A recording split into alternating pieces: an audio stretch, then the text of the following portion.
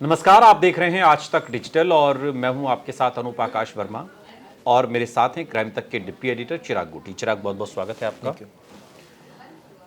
दिल्ली की आबो हवा जहरीली है, ये बात जो लोग दिल्ली में रहते हैं या एनसीआर में रहते हैं, मसलन गुरुग्राम हो गया या नोएडा, गाजियाबाद, ये जो बेल्ट है जो दिल्ली को चारों तरफ से घेरे हुए, और दिल्ली तो जहरीली हो ही चुकी है।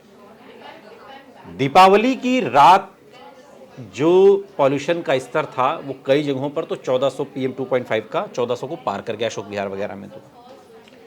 लेकिन अब दिवाली को बीते चूंकि 15 दिन से ज्यादा हो गए हैं, तब भी स्थिति वैसी की वैसी, या हर साल 1 नवंबर से लेकर 15 नवंबर तक दिल्ली का हाल रहता है। लेकिन अब तो आलम यह है, आज सुबह विजिबिलिटी दिल्ली में लगभग शून्य हो गई।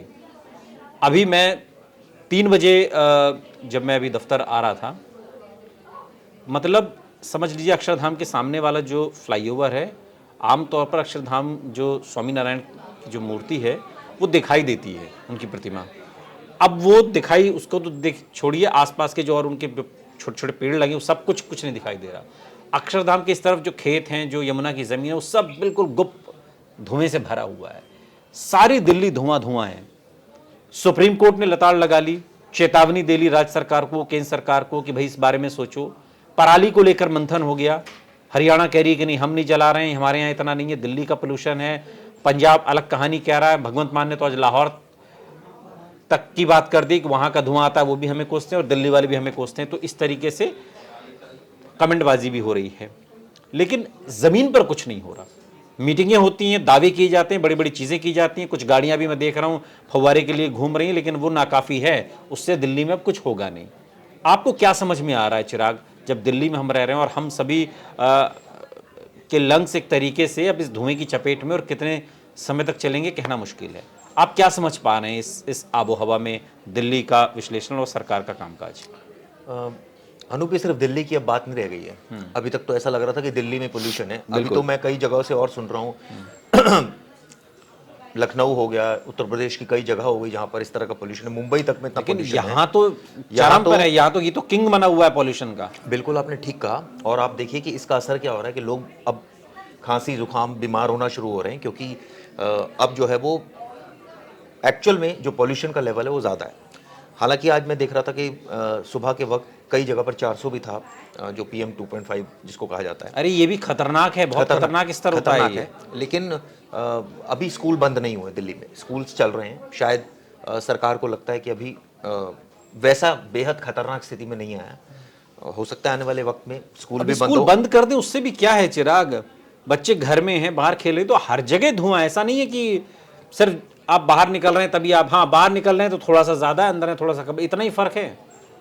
बात सही है आपकी, इतना ही फर्क है। लेकिन अब ये हमने ये डिस्कस क्यों किया इस अपने अपराध के जहां में, हमने इसलिए डिस्कस किया क्योंकि ये भी एक तरह से क्राइम है कि अगर बस इसकी FIR नहीं हो रही है, इसकी FIR नहीं होती है, और यह है तो क्राइम ही भाई। क्या एक कोई भी सिटीजन की अगर बात करें, क्या उसको फ्री एयर लेने का या उसको शुद्ध हवा, बिल्कुल बिल्कुल ये जिम्मेदारी किसकी है?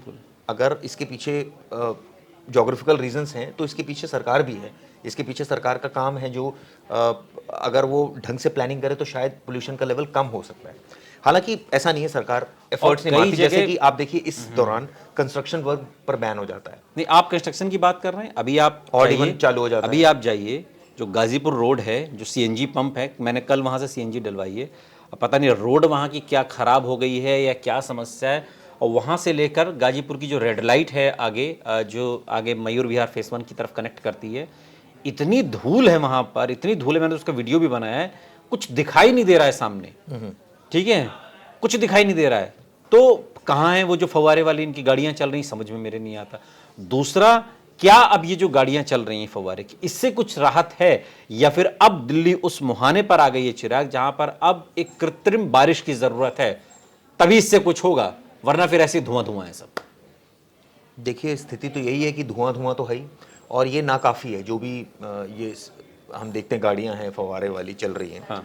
हालांकि इससे थोड़ी बहुत राहत नई दिल्ली इलाके में जरूर मिलती है जो एनडीएमसी का इलाका है, लेकिन अगर आप दूसरे इलाकों में चले जाओ, दिल्ली क्योंकि सिर्फ एनडीएमसी नहीं है ना, दिल्ली तो बहुत विशाल है, बिल्कुल बिल्कुल बिल्कुल 2 करोड़ से ज़्यादा पॉपुलेशन है यहाँ की। और अगर बात की जाए तो इसकी जो नेबरिंग एनसीआर जिसको कहा जाता है, वहाँ की पॉपुलेशन अगर मिला ले तो वो और बढ़ जाती है। हाँ। लेकिन मैंने जैसे कहा, अब ये सिर्फ पोल्यूशन जो है वो सिर्फ दिल्ली का मैटर नहीं रह गया है, अब ये मैटर जो है वो दूसरे स्टेट्स का भी रह गया है, वहाँ भी ये दिक्कतें होने लगी है। अब पंजाब के बारे में मैं तो सोशल मीडिया पर अक्सर पढ़ता हूँ कि अब कहते हैं कि अरविंद केजरीवाल पंजाब को लेकर अब नहीं बोलते, पहले कितना बोलते थे कि पराली जल तो रही उनकी है, सरकार है तो क्यों बोलेंगे?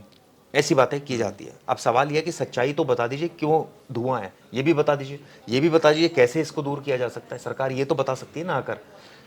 देखिए, मौन धारण कर लेने से मतलब ये नहीं होता कि लोगों को समझ नहीं आ रहा, लोगों को समझ में सब आ रहा है। चिराग, जो लोग मौन धारण कर रहे हैं, चाहे वो सेंट्रल गवर्नमेंट हो चाहे वो स्टेट गवर्नमेंट हो, रह तो वो लोग भी दिल्ली में ही रहे हैं, और हवा कोई भेद नहीं करती है। हवा उनके बगीचे में भी यही वाली बह रही है जिसमें जहर है। बिल्कुल आपने ठीक कहा। और वो लेकिन अब सवाल ये है ना कि अब विरोध करेंगे तो अपना ही विरोध होगा ये तो। अब विरोध क्या करें? पहले तो अगर सरकार दूसरी थी तो विरोध किया जाता था। अब पंजाब में तो खुद आम आदमी पार्टी की सरकार है, यहाँ भी आम आदमी पार्टी की सरकार है, तो अब ऐसे में अपनी बेइज्जती वाली बात हो जाएगी, पहली बात। दूसरी बात, ऐसा नहीं है सरकार ने एफर्ट्स नहीं मारे, एफर्ट्स भी हुए हैं, लेकिन वो बहुत नाकाफ़ी एफर्ट्स हैं। क्योंकि अगर फवारों से पोल्यूशन दूर हो जाता तो फवारे वाली गाड़ियां हम देखते हैं कई जगह चल भी रही होती हैं, ऐसी बात नहीं है। लेकिन चूंकि इसके पीछे बहुत सारे मल्टीपल रीजंस हैं, जिनमें से एक पटाखा बैन एक बहुत बड़ा रीज़न था कि भाई आप पटाखे बैन कीजिए। हालांकि सरकार ने तो कहा कि पटाखे इस बार कम जले, लेकिन मुझे लगता है कि अब दिल्ली में तो पटाखा बैन है, लेकिन खूब चलते और हैं। दिल्ली में जितने पटाखे फूटे गए, मुझे नहीं समझ में आता किसी और शहर में इतने पटाखे फोड़े गए होंगे। बहुत तो पटाखे क्या ही बैन है? क्या ये तो मुझे लगता है कि ये तो एक तो फॉर्मेलिटी बैन है। करने का भी मजाक है, मजाक उड़ाना एक तरीके से, बैन सही बात शब्द है। का मजाक उड़ाना या है। तो इसको मुझे लगता है कि बैन ही हटा देना चाहिए, क्योंकि बैन से कोई बहुत फर्क तो पड़ नहीं रहा। हाँ, अवेयरनेस से जरूर फर्क पड़ रहा है, थोड़ा बहुत पड़ रहा है। लेकिन जिस लेवल पर दिल्ली का पॉल्यूशन है, दिल्ली सरकार तो डंका पीटती है कि भाई हमने बढ़िया स्कूल बनाए, अस्पताल बनाए, एजुकेशन ये और वो, लेकिन जिस हिसाब से लोग बीमार पड़ रहे हैं, आबो हवा जितनी जहरीली हो गई, मुझे नहीं लगता कि अब इतने अस्पतालों से भी काम चलने वाला। अब तो ये जो अच्छे अच्छे स्कूल बनाए, इन्हीं में अस्पताल और खोल देने चाहिए, जितने लोग मरीज बीमार हो रहे हैं। मतलब सरकार के पास कोई प्लान भी नहीं है ना। ये एक विधानसभा में 4 गाड़ियां घूम रही, उससे तो पॉल्यूशन नहीं कम हो जाएगा ना। लोग क्या करें, एक नॉर्मल सिटीजन क्या करे इस पॉल्यूशन को दूर रखने के लिए? कहाँ बालकनी में पौधे लगाने लगे, उससे पॉल्यूशन दूर हो जाएगा? नहीं होगा ना उससे, क्योंकि दिल्ली का ज्योग्राफिकल जो एरिया है, जो भूगोल है दिल्ली का, वो वैसा नहीं है। आनंद विहार में स्टेशन के बाहर खड़े होकर सांस नहीं ले सकते, नॉर्मल सांस नहीं ले सकते आप आनंद विहार के बाहर। ठीक है, बल्कि आज भी मैं देख रहा था कि बाहर जब आप निकल रहे हैं तो आपके गले में खराश बहुत ज़्यादा हो रही है। रीज़न उसका यही है क्योंकि पोल्यूशन इतना ज़्यादा है जो आपकी बॉडी को इफेक्ट कर रहा है। लेकिन एक बड़ी विचित्र बात यह है कि सरकार की तरफ से कोई ना तो अपडेट आ रहा है इसमें, ना कोई सरकार, कुछ नहीं। सरकार तो आंखों में पट्टी बांधे, कोई भी सरकार हो, चाहे वो सेंट्रल गवर्नमेंट हो, इसके सेंट्रल गवर्नमेंट के भी तो सारे सब यहीं रहते हैं ना, बाहर तो रहते नहीं, सब यहीं रहते हैं। जितना पॉल्यूशन लोक कल्याण मार्ग पर है, उतना ही पॉल्यूशन अरविंद केजरीवाल के घर में भी है। आबो हवा वही है, वहां अलग हवा नहीं बह रही, यहाँ अलग हवा नहीं बह रही। कोई नहीं सोच रहा, कोई नहीं बात कर रहा इस पर। सब अपना अपना चुनाव चल रहा है, ये चल रहा है, वो चल रहा है, सब चल रहा है, लेकिन दिल्ली की हवा सांस लेने लायक नहीं है। लोग बीमार हो रहे हैं, इसकी कोई सुध नहीं ले रहा। ठीक ही आपने कहा, क्योंकि ये तो दिख ही रहा है। हम डेली अपडेट सिर्फ इतना जरूर आता है कि इस इलाके में इतना पोल्यूशन। आजकल अपडेट क्या, वो तो एक ऐप के जरिए भी पता लग जाता है। 304 जो 300 350 400 के करीब है, और उसमें भी थोड़ा बहुत कम हो जाता है। हम कहते हैं दिल्ली का वो कम हो गया, अरे वो उतना ही जहरीला है, वो पहले ही से जहर 100 के पार जहर चल रहा है सब। बिल्कुल ठीक कहा। और ये तो सिचुएशन ये है कि अब इसके साथ साथ एक और चीज़ भी है दिल्ली में इस समय, जो अगर बात की जाए डेंगू, आप सोचिए डेंगू मलेरिया ये भी फैला हुआ है। मच्छर इतने हैं, हाँ, तो उसका भी। और ऐसे अब तो एमसीडी में भी आम आदमी पार्टी की सरकार है। मैं वही कह रहा हूँ ना। तो अब स्थिति ये है कि वहाँ भी वो भी मैनेज नहीं हो पा रहा है। कई सारे नंबर ऑफ केसेस भी बढ़ रहे हैं डेंगू के। इनफैक्ट आप देखिए कि एक तरफ वेदर चेंज भी हो रहा है। अब वेदर चेंज का बहुत बड़ा इफेक्ट है। मैं देख रहा था कि पहाड़ी इलाकों में बर्फबारी कई जगह पर शुरू भी हो गई है, बर्फबारी। अब दिल्ली में तो अभी भी पसीने आ रहे हैं, बताइए। 15 नवंबर आ गई, अभी भी ठंड लेकिन का आज थोड़ा सा, आज सुबह थोड़ा सा लगा, लेकिन अभी भी जो आमतौर पर ठंड आ जाती थी, वो ठंड भी नदारद है। पॉल्यूशन इतना ज़्यादा है कि सांस तो आप नहीं ले सकते दिल्ली एनसीआर में। अगर ले रहे हैं तो समझ लीजिए आप जहर को पी रहे हैं।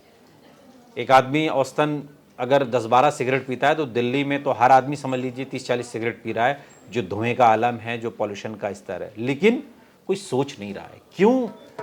क्योंकि ये एक ऐसा अपराध है जिसकी शायद एफआईआर नहीं होती है, और जब एफआईआर नहीं होती है तो फिर हुक्मरानों को पता भी नहीं चलता कि काम करना क्या है, एक्शन लेना किस पर है, इसलिए सब चंगासी। बहुत बहुत शुक्रिया चिराग, इस तमाम जानकारी के लिए। यहाँ रुक रहे हैं लेकिन आप कहीं जाइएगा नहीं, बने रहिए हमारे साथ, देखते रहिए आज तक डिजिटल।